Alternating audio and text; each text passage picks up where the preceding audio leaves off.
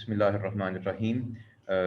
आज जैसा कि आपको स्टूडेंट्स पता है कि मई की 17th डेट है और रमज़ान अल मुबारक और ईद के बाद आज हम पहले दिन मीट कर रहे हैं। तो जहाँ से हमने लेक्चर छोड़ा था तो वो टॉपिक तकरीबन कंप्लीट था। उससे आगे नेक्स्ट टॉपिक जो है हम आज शुरू करेंगे और जो है इसकी जो ये भी लेक्चर आपको अपलोड हो जाएगा, वहाँ मिल जाएगा। तो मैं सबसे पहले आज के बाकायदा लेक्चर को शुरू करने से पहले आपके साथ एक स्क्रीन शेयर कर रहा हूँ। आप इसको देखें, फिर हम आज के टॉपिक पे ऊपर आएंगे ताकि आपको उसकी बेहतर समझ आ जाए। तो ये एक स्क्रीन देखें आपके साथ अभी शेयर हो रही है, ये अभी आ गई होगी आपके साथ।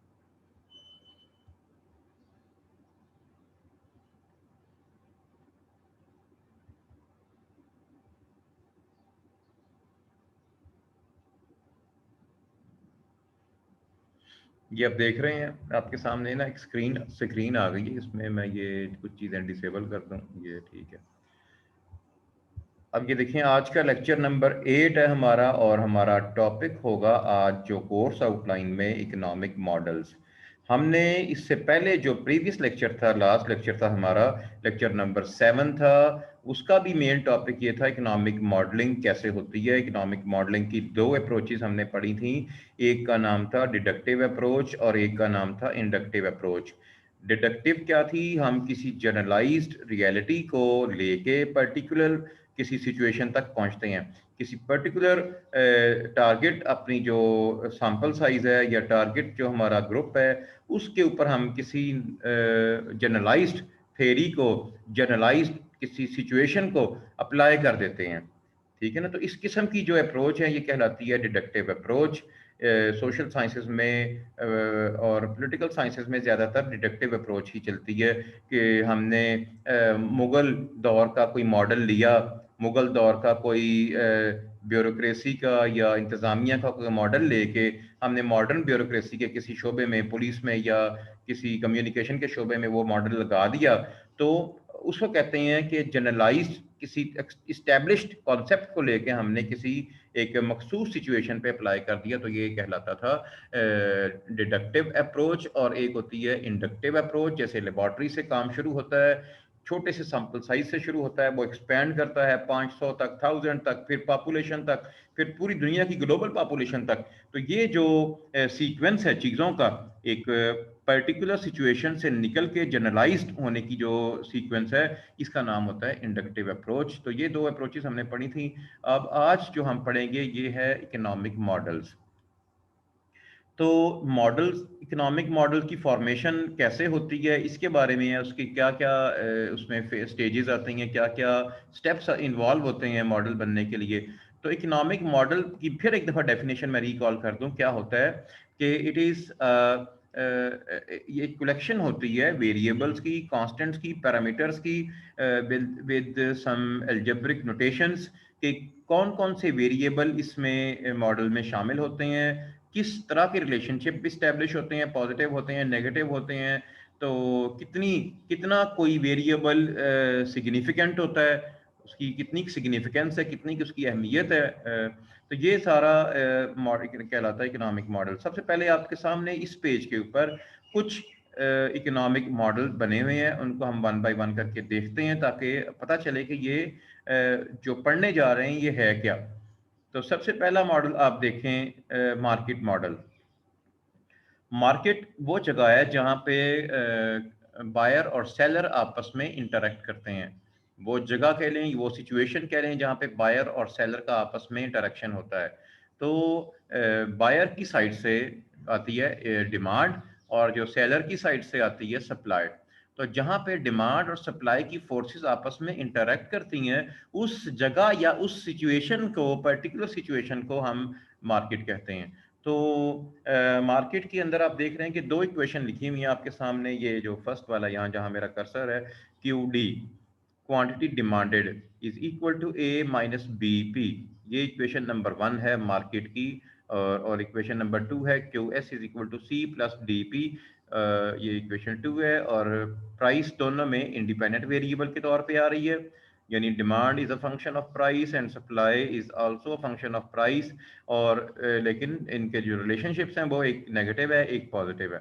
फिर ए और सी पैरामीटर्स हैं, दो कांस्टेंट हम इनको कह देते हैं।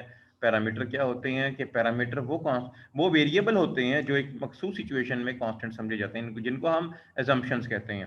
तो ये जो बी और डी है ये कोफिशिएंट्स हैं, ये मैग्नीट्यूड शो करते हैं कि प्राइस का जो डिमांड के साथ रिलेशनशिप है वो कितना ज़्यादा स्ट्रॉन्ग है, कितना ज़्यादा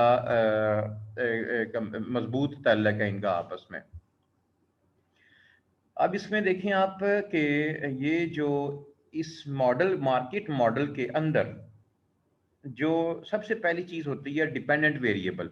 किसी भी सिचुएशन से जब मॉडल बनता है, एक सिचुएशन है, एक सूरत हाल है, जनरल सूरत हाल है, कोई उसमें इक्वेशन नहीं है, मैथमेटिक्स नहीं है, एक पैराग्राफ है, एक पेपर के एक पेज के ऊपर एक सिचुएशन लिखी हुई है, लाइक अ प्रॉज या लाइक ये जो प्योर टेक्स्ट की फॉर्म में।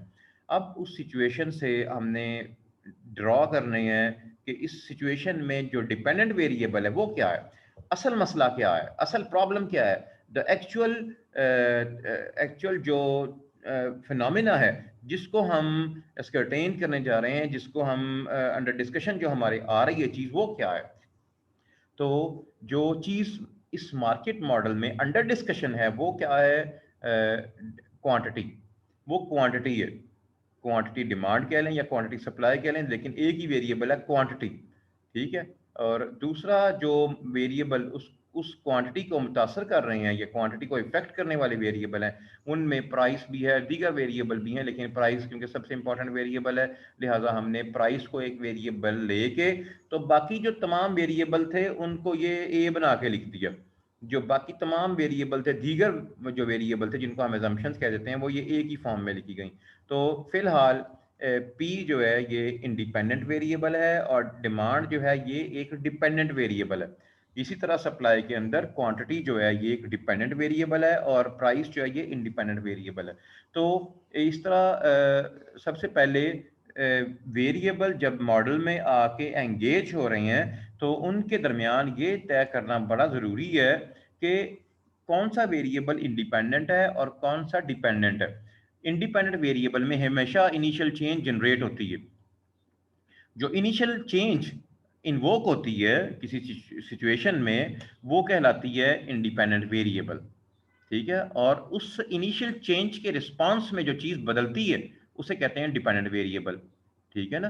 तो एक इनिशियल इनिशियल जो है वो चेंज का पैदा होना और उसके रिस्पांस में दूसरे वेरिएबल में तब्दीली आना ये कहलाता है इंडिपेंडेंट और डिपेंडेंट वेरिएबल। तो ये बड़ा एक अहम मरहला होता है कि जब भी हमने कोई मॉडल इस्टेब्लिश करना है कि इसमें इंडिपेंडेंट वेरिएबल क्या है और डिपेंडेंट वेरिएबल क्या है।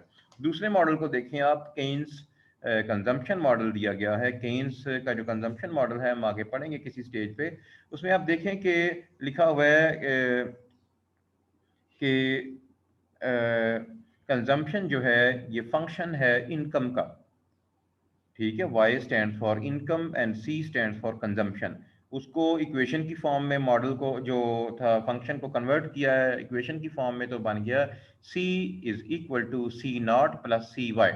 C naught stand for autonomous consumption, जो कंजम्पशन हमने हर हाल में करनी है, इधर हमारी इनकम है या नहीं है, हमारे हमें पैसे मिलते हैं, हम इनकम आती है या नहीं आती है, जो अखराजात हमने खाने पीने रहने सहने पे खर्च करने हैं वो C नॉट कहलाते हैं। और प्लस स्मॉल सी वाई, ये जो स्मॉल सी है ये आपको पता है MPC कहलाती है, मॉडल प्रोपेंसिटी टू कंज्यूम कहलाती है। ये रिस्पांस है इनकम में तब्दीली आने पर कंजम्पशन किस तरह तब्दील होती है। तो ये जो सामने मॉडल लिखा हुआ है इसमें हमने देखा कि जो कंजम्पशन है ये इफेक्ट हो रही है इनकम की वजह से, ठीक है ना। तो ये इनकम और कंजम्पशन दो वेरिएबल्स का आपस में जो ताल्लुक बना उसे कहते हैं इकोनॉमिक मॉडल। ये नहीं होता कभी भी, आप इनको इनकी जगह बदल के देखें। मैं कहता हूँ कि जी अब फॉर एग्जांपल मैं कहता हूँ कि जी इनकम डिपेंड करती है कंजम्पशन पे, ऐसा कभी भी नहीं होता। इनकम अगर इन वेरिएबल्स की वाइस वर्सा हम जगह बदल दें कि इनकम को कह दें कि ये जी डिपेंडेंट वेरिएबल बन जाए और कंजम्पशन इंडिपेंडेंट वेरिएबल बन जाए, ऐसा नहीं होता। इनकम के अपने इंडिपेंडेंट वेरिएबल हैं। There are so many variable, though there are so many reasons जो किसी शख्स की इनकम को अफेक्ट कर रही होती हैं, किन अवामिल की वजह से इनकम बढ़ रही है। अगर मैं कहूँ कि वर्किंग आवर्स, कितने घंटे कोई काम करता है, इस पे डिपेंड करती है इनकम। तो ये वर्किंग आवर्स क्या, नंबर ऑफ वर्किंग आवर्स क्या बन जाएगा, इनकम का डिपेंडेंट इंडिपेंडेंट वेरिएबल बन जाएगा। फिर वर्किंग कंडीशन कैसी है, ये इनकम का वो बन जाएगा इंडिपेंडेंट वेरिएबल। लेकिन हाँ, ये यानी कि बताने वाली बात ये है कि हर वेरिएबल इंडिपेंडेंट या डिपेंडेंट नहीं बन जाता। इनकी पीछे रीजनिंग या जस्टिफिकेशन बतानी पड़ती है कि अगर एक वेरिएबल हमने इंडिपेंडेंट लिया है तो क्यों इंडिपेंडेंट लिया है, और अगर एक वेरिएबल डिपेंडेंट के तौर पे आ रहा है तो क्या वो वाकई अमली जिंदगी में प्रैक्टिकली होता ही डिपेंडेंट वेरिएबल है। तो ये इनकी जो पोजीशन की अपनी अपनी जो मकाम, अपनी अपनी जो जगह है, ये इनकी कोई रीजनिंग होती है। ये ऐसे ही नहीं होती कि आप इनको सिंपल मैथमेटिक्स नहीं है ये, इन चीज़ों की यही तो फ़र्क है इकोनॉमिक्स में और मैथमेटिकल इकोनॉमिक्स में। इकोनॉमिक्स में हम यकदम से वाई वेरिएबल को डिपेंडेंट बना के सी वेरिएबल को इंडिपेंडेंट बना देते हैं, लेकिन इकोनॉमिक्स में ये वेरिएबल ऐसे नहीं है। इन वेरिएबल की इकोनॉमिक एक जस्टिफिकेशन है, इकोनॉमिक डेफिनेशन है। उनको अगर ये उसके अगेंस्ट हो गए तो फिर वो हमारा वो यानी कि अगर ये इकोनॉमिक्स को सेटिस्फाई नहीं कर रहे तो फिर इनकी कोई वो हैसियत मानी नहीं जाएगी। ये ऑल्दो ये रिजल्ट्स प्रोड्यूस करेंगे but they will not be significant, और उनकी कोई रीजनिंग नहीं होगी, कोई जस्टिफिकेशन नहीं होगी। अगला मॉडल देखें आप, ये डिमांड मॉडल। ये क्या है, डिमांड तो आपको पता है क्वांटिटी डिमांड ये मार्केट मॉडल का भी हिस्सा होती है। डिमांड जो है किसी भी वेरिएबल की वो डिपेंड करती है, किसी भी प्रोडक्ट की जो डिमांड है ये डिपेंड करती है उसकी प्राइस पे। प्राइस एक मोस्ट इम्पॉर्टेंट या मोस्ट जो पिवट जो वेरिएबल है वो प्राइस है। लेकिन तलब का सारे का सारा दारोमदार कीमत पर नहीं होता, और भी वेरिएबल हैं। बाज़ औक़ात बात सिचुएशन ऐसी होती है कि हम कीमत को देखते ही नहीं है। कोई चीज़ हमें इतनी पसंद आ जाती है, कोई इतनी अच्छी लग जाती है मार्केट में जाके, आप कहते हैं यार कि वो देखो जिसको देनी है वो कितना मेरा करीबी है, महंगी दे रहा है, फिर क्या हो गया, ले लो, कुछ नहीं होता। ठीक है ना। तो बाज़ जगह ऐसी मुकद्दस होती हैं, बाज़ जगह ऐसी यानी कि यादगार और मुतबर्रक होती हैं। हम कहते हैं कि यार ये जो टोपी है, ये टोपी तो लाहौर से 50 रुपए की मिल जाती है शालमी में से, और वही टोपी अगर कोई हरम पाक या मस्जिद नबी के बाहर बैठा बेच रहा हो, बेशक पाकिस्तान की बनी हुई है, चाइना की बनी हुई है, तो वो अगर आपको दे रहा है वहाँ पे 5 रियाल की, तो आप कहते हैं यार चलो ये जगह देखो ना कैसी है। तो ये मैं बता रहा हूँ कि ओनली प्राइस ही एक वेरिएबल नहीं है जो डिमांड को अफेक्ट कर रहा होता है, देयर आर और so many other variables as well. तो डिमांड का अगर मैं एक छोटा सा फंक्शन बनाऊं यहाँ पे और इंडिपेंडेंट वेरिएबल ऐड करूं इसमें, तो वो क्या बनते हैं, price one of the most important variable. तो प्राइस एक वेरिएबल है, इनकम कंज्यूमर की एक वेरिएबल है, कंज्यूमर का टेस्ट है, फैशन है, सीजन है, और एक बहुत ही इंपॉर्टेंट वेरिएबल है प्राइसेस ऑफ सब्सटीट्यूट्स। जो सब्सटीट्यूट अशिया की कीमतें हैं वो भी फाइनली जाके किसी चीज़ की डिमांड को अफेक्ट कर रही होती हैं। तो ये इस तरह से ये जो मतलब मॉडल बनता है, ठीक है ना। तो वो ये यूं इन वेरिएबल्स को पहले हम स्टडी करते हैं, पहले किसी फिनोमिना को स्टडी करते हैं, फिर देखते हैं कि इसमें कौन कौन सी चीज़ें जो हमारा प्राइमरी कंसर्न वेरिएबल है, जो हमारा प्राइमरी कंसर्न है, जिसको हमने एक वेरिएबल का नाम दे दिया है, तो उसको कौन कौन सी चीज़ें मुतासर कर रही हैं। मिसाल के तौर पे मैं आपको एक ऐसे ही चलते चलते एक मिसाल देता हूँ कि आप सपोज करें आप पॉलिटिकल इकोनॉमी के स्टूडेंट हैं, इकोनॉमिक्स के स्टूडेंट नहीं है, तो आपके सामने सिचुएशन रख दी जाती है कि जी ये फ़लस्तीन में अमन क्यों कर और कैसे मुमकिन है। ये जो फ़लस्तीन और ये जो हमारा एक मुकद्दस जगह है, तो यहाँ पे अमन क्यों कर और कैसे कायम हो सकता है। तो इसके लिए अगर आप एक मॉडल बनाना शुरू करें, तो मॉडल में हम जो कंसर्न वेरिएबल होगा वो पीस, हम कहेंगे जो पीस वेरिएबल है ये हमारा डिपेंडेंट वेरिएबल है। अब अमन या पीस किस तरह से आ सकता है, उसके इंडिपेंडेंट वेरिएबल क्या क्या हैं।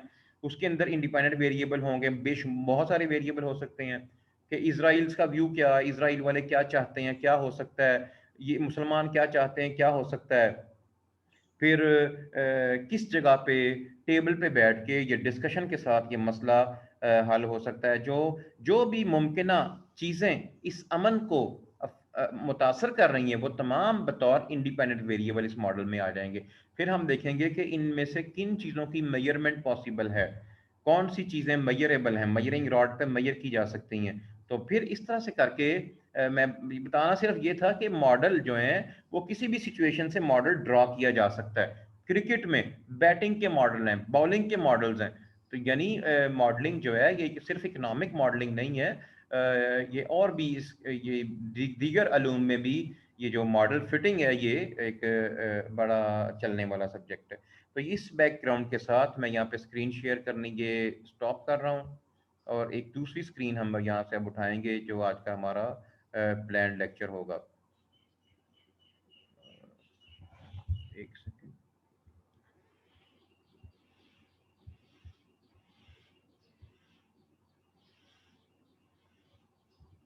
मैं अभी कल वो आज का जो लेक्चर है वो भी मैं खोलता हूँ, इस पे भी खुल जाता है एक सेकंड के अंदर।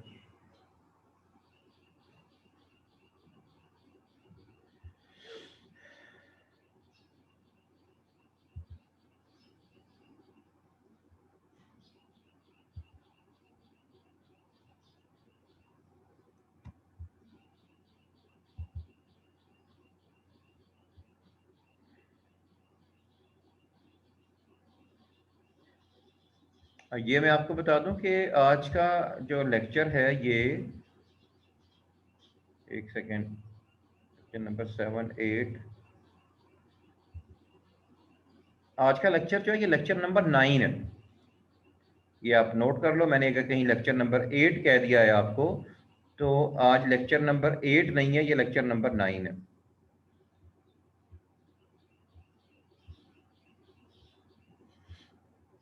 ठीक है, अब आपके सामने देखो एक और स्क्रीन आ गई है, और आज का जो हमारा टाइटल है, आज का जो टॉपिक है, ये है construction of an economic model.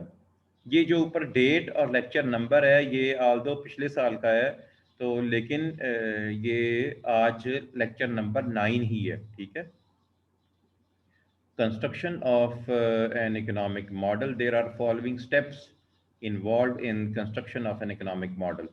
किसी भी इकोनॉमिक मॉडल को इस्टेब्लिश होने में आप क्या समझते हैं कि ये जो आप खामोशी से लिख देते हैं demand model, supply model, consumption model, ये ऐसे ही बन गए हैं, इनके बनाने में ये सदियों की मेहनत है, सालों की मेहनत है, और ये स्टेप्स इन्वॉल्व होते हैं किसी भी मॉडल को जनरलाइज होके किसी भी सब्जेक्ट का, किसी सब्जेक्ट की डोमेन का हिस्सा बनने के लिए उसके अंदर जो जनरल एक्सेप्टेबिलिटी तमाम, यानी कि दुनिया के तलबा को इकोनॉमिक्स पढ़ाने के लिए जो कंजम्पशन मॉडल हम इस्तेमाल कर रहे हैं वो अपनी इस मेच्योर स्टेज पर आने तक मंदरजा झैल मराहल से गुजर चुका होता है।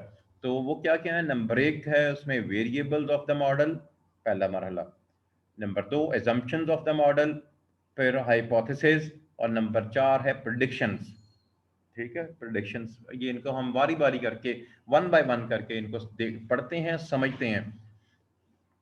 सबसे पहला जो मरहला है construction of an economic model का, ये है वेरिएबल्स ऑफ द मॉडल।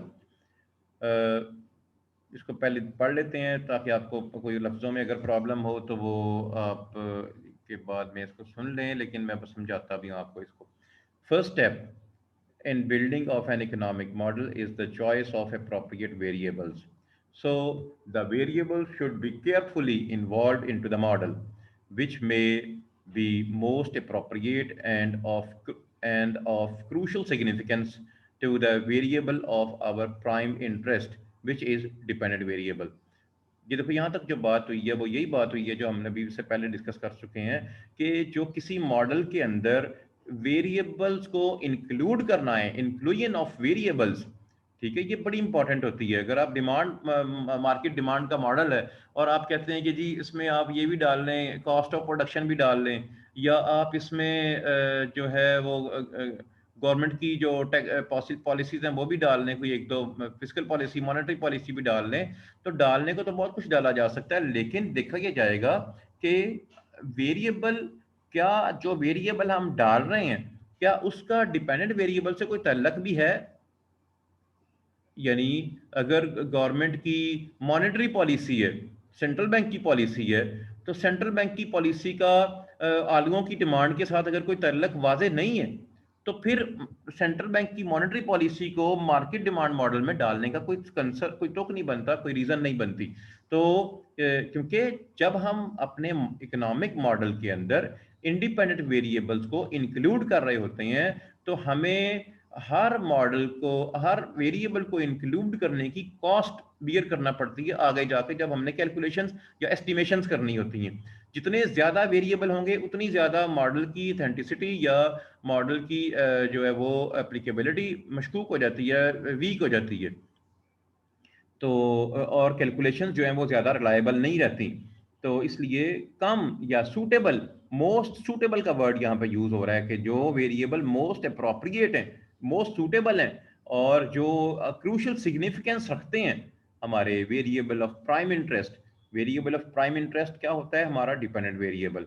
तो उन वेरिएबल्स को सिर्फ इंक्लूड किया जाता है। एक दफ़ा हम सारे वेरिएबल्स को लिस्ट बना लेते हैं कि जी ये वेरिएबल भी हो सकता है, ये भी हो सकता है, फलां भी हो सकता है, टिमकां भी हो सकता है। लेकिन बाद में वन बाय वन करके उनको जब हम अच्छी तरह से उनको हर तरह से ठोक बजा के उनकी जस्टिफिकेशन को टेस्ट करेंगे, तो फिर हम उनको वन बाय वन करके एक्सक्लूड करते चले जाएंगे, निकालते चले जाएंगे अपने मॉडल में से। तो जो लीस्ट इंपॉर्टेंट होंगे, लीस्ट कंसर्न्ड होंगे वेरिएबल, उनको वन बाय वन करके एक्सक्लूड कर दिया जाएगा, और सिर्फ वही बचेंगे जो मोस्ट अप्रोप्रिएट होंगे। इसकी एग्जांपल दी गई है, to study the behaviour of demand, we know demand is affected by price and income of consumer. दो वेरिएबल हमने ले लिए, प्राइस एंड इनकम। तो उसका जो मॉडल बन जाएगा, Q is equal to A minus B P plus C Y. देखो, P वेरिएबल, प्राइस का वेरिएबल नेगेटिवली रिलेट करता है डिमांड के साथ, तो नेगेटिव कोफिशिएंट है, और इनकम का जो वेरिएबल है ये पॉजिटिवली रिलेट कर रहा है डिमांड के साथ, तो इसका जो कोफिशिएंट है ये पॉजिटिव है। तो ये A minus B P plus C Y, ये दी गई है इसकी मार्केट डिमांड मॉडल की इक्वेशन। तो अगले पेज पे चलते हैं। दूसरा दूसरा जो प्रोसीजर है वेरिएबल्स की सिलेक्शन के बाद, दूसरा प्रोसीजर है एजम्पशंस।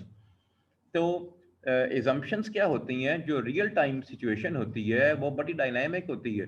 ये लिखा हुआ है, देखो, the real time situation is very dynamic and multiple changes takes place in a notion of time.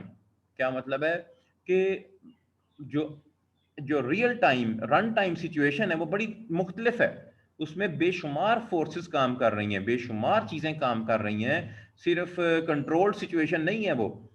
मतलब एक छोटे से कैबिन में बैठ के, छोटी सी मूविंग चेयर के ऊपर बैठ के एक गेम खेलना, जहाज की गेम खेलना जो आइलैंड में जाके, ये जी बिल्कुल रियल टाइम लग रही है, तो वो एक कंट्रोल्ड सिचुएशन है।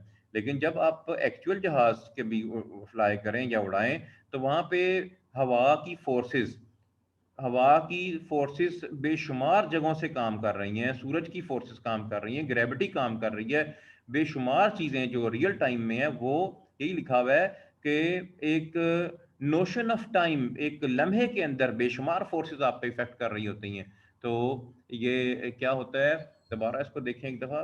The real time situation is very dynamic. Dynamic क्या होती हैं? जो चीज़ें टाइम के साथ रिलेट करती हैं, जिनमें टाइम फैक्टर के साथ एसोसिएट कर रही होती हैं। तो चीज़ें बदल रही हैं, इसका मतलब है कि रियल टाइम सिचुएशन बदल रही है बहुत तेजी से। And multiple changes takes place in a notion of time, so for analysis of variables. अब एक सिचुएशन मसलसल बदल रही है। आपके सामने मैं एक बुक के पेजेस बड़ी तेजी से पलट रहा हूँ, मैं कहता हूँ देखो इसमें क्या बना हुआ है, देख के बताओ ये क्या है। तो मैं पेजेस तेजी से पलटता जा रहा हूँ, आप मेरा हाथ पकड़ेंगे और कहेंगे सर एक मिनट ठहरें तो सही, देखने तो दें इसमें क्या है। अब आपने हाथ नहीं हिलाना अपना। ये क्या किया है आपने? एजम्पशंस लगा दी हैं मेरे ऊपर। एजम्पशंस क्या है? सिचुएशन को कंट्रोल कर लिया है। आप कहेंगे कि सर आप हाथ नहीं हिलाएंगे, और एक सेकेंड। अस्सलाम वालेकुम सर। वालेकुम सलाम डॉक्टर साहब। जी सर, जी जी। ठीक ठाक सर, शुक्र अल्लाह। हाँ, गुज़श्ता गुज़श्ता ईद मुबारक बहुत बहुत sir.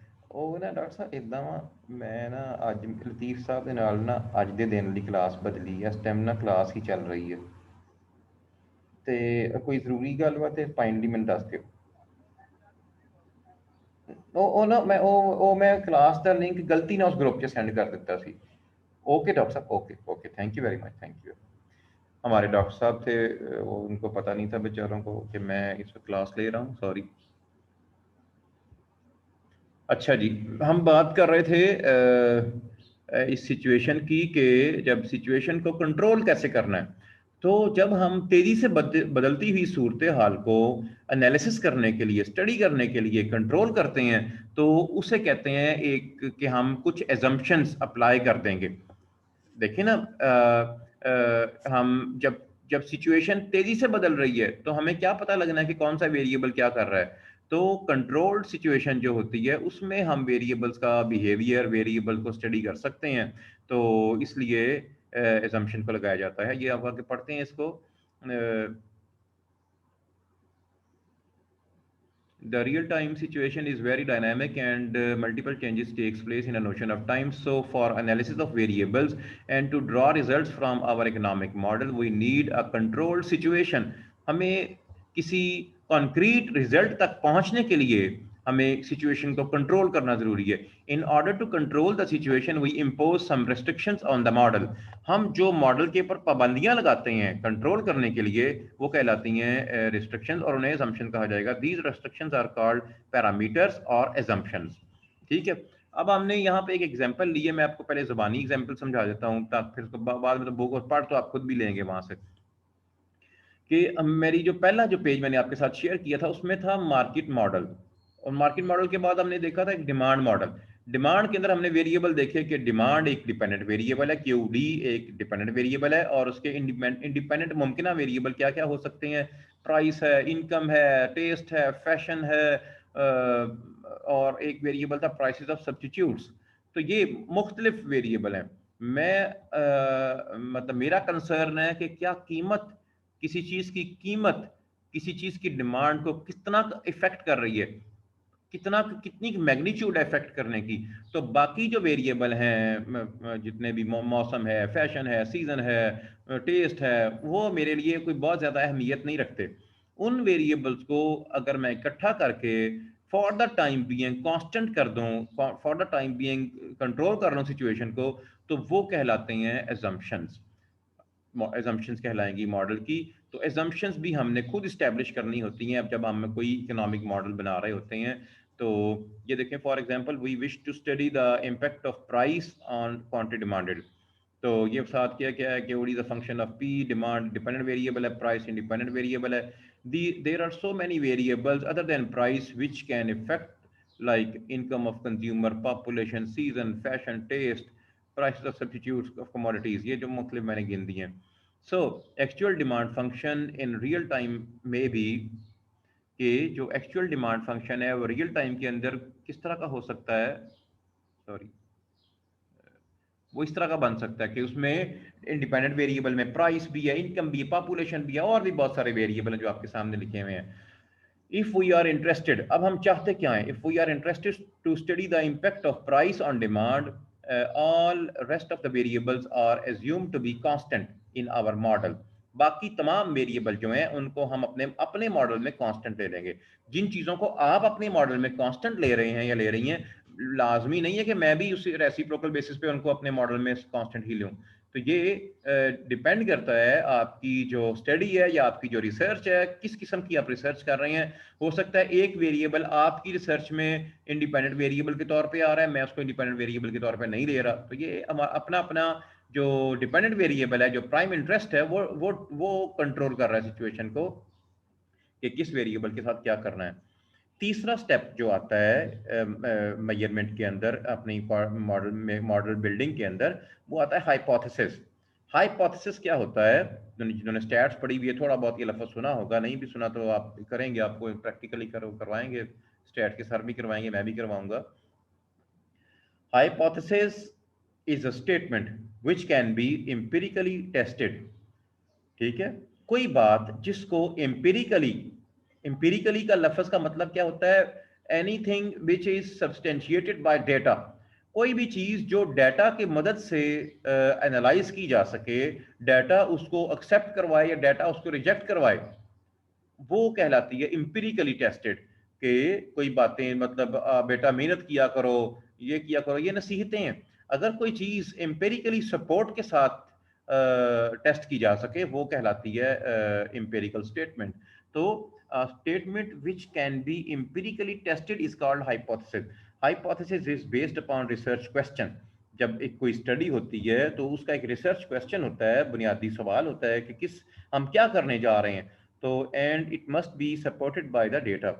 For example our hypothesis is, हम एक छोटा सा हाइपोथेसिस टेस्टिंग के लिए समझाने के लिए सिर्फ यहाँ लिखा है एच नॉट, एच के साथ छोटा सा जीरो डाला है, इसका मतलब है H not. H not is price affects, price affects quantity demanded. Simple statement है कि क्या, मतलब क्या उर्दू में कि कीमत तलब को मुतासर करती है। ठीक है, इस बात को हमने चेक करना है कि क्या वाकई में सही कह रहा हूँ कि कीमत तलब को मुतासर करती है।